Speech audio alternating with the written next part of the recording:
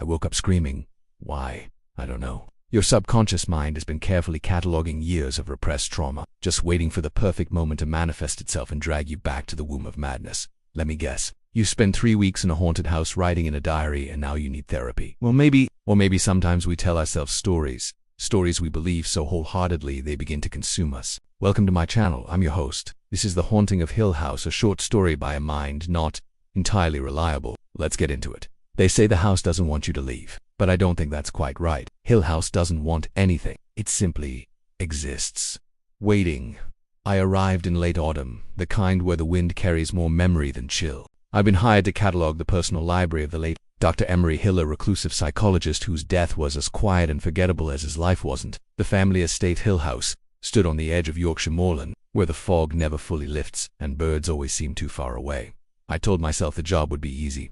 3 weeks, solitude, room and board, no distractions, a place to clear my head. The driver who brought me up the winding gravel road didn't make it to the front door. "I'll wait in the car," he muttered, then sped off the moment my boots hit the front steps. I don't remember when I first noticed it. The silence, it wasn't just quiet. It was the absence of anything alive.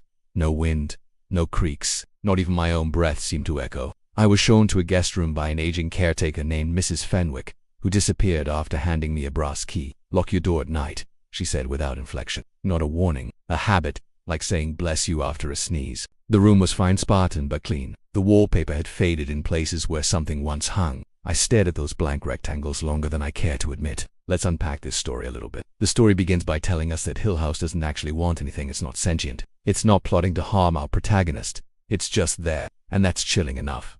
Imagine being alone in a massive house with no one around. Okay, well technically there is a caretaker, but she's never around. And you can't even go outside because the driver won't take you anywhere.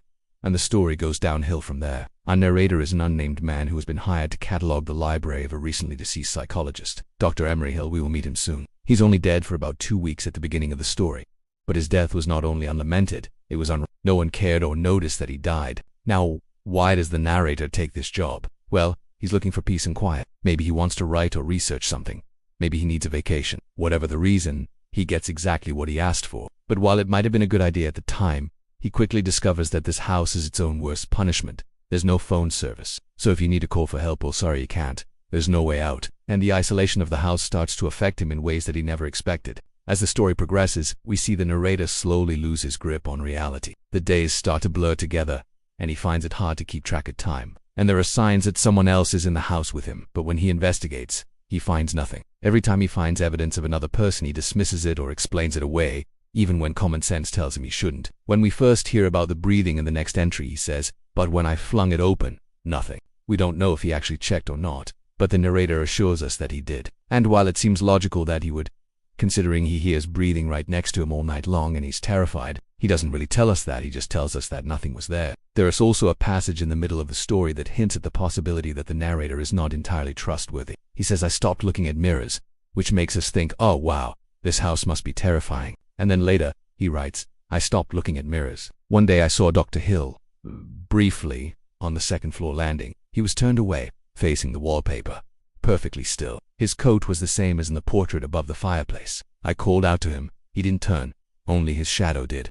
Now, we could just assume that the narrator is crazy in seeing things, but I think the author wanted to leave us wondering whether or not the narrator was experiencing reality the way we would expect, or if his perceptions are slightly skewed. Now, as the story continues, the house seems to be affecting the narrator more and more. He sees Dr. Hill, who looks as though he's been dead for decades, and he thinks it's a hallucination. Then he realizes it's not. The house seems to be influencing him somehow. He sees the face of the man he has researching and doing business with in the same place as a painting of the same man, and he doesn't think that's strange at all. In fact, he seems almost excited about it. However, the story does show us that there's something definitely wrong with the house. Later on, the narrator writes, "Last night I think I woke up screaming. Why? I don't know." Oh, I'm sure you do. Your subconscious mind has been carefully cataloging years of repressed trauma, just waiting for the perfect moment to manifest itself and drag you back to the womb of madness. Let me guess. You spent 3 weeks in a haunted house writing in a diary and now you need therapy. This tells us that the house isn't just some random home, it's haunted. And we know this because it's affecting the narrator in a measurable way. These experiences aren't normal. However, we can tell that these events are in the narrator's head as well because we never see any of this from anyone else's perspective. We can't be sure if the house is haunted, or if the narrator is just losing his mind. Either way, The effect on him is real, and that's what horror stories are about, the feeling of dread and impending doom.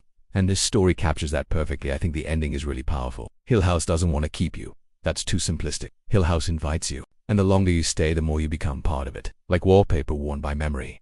Like breath soaked into old wood. I know now what Dr. Hill meant. The house doesn't haunt. It remembers, and now, so do I. Here the narrator is finally understanding what happens to people who stay in this house too long. And it's both terrifying and sad. He has realized that he has been affected by the house, and it is too late to leave now. He's become part of it, and that's the scariest part of all. And as the story comes to an end, we realize that this isn't just a story about a haunted house. It is a story about memory and how it can affect us long after the people and events are gone. It's a story about grief and how it can manifest itself in unexpected ways. And it's a story about loss and how it can consume us if we let it. And it's all tied up in a neat little package with a great ending. Thanks for watching. That was The Haunting of Hill House by a mind not entirely reliable. If you enjoyed this story, check out The Yellow Wallpaper by Charlotte Perkins Gilman. It has a similar story about a woman who is trapped in a house and slowly loses her mind. And we have that story and many others on our website. Leave a like if you liked it. Subscribe if you haven't already. And I'll see you next time.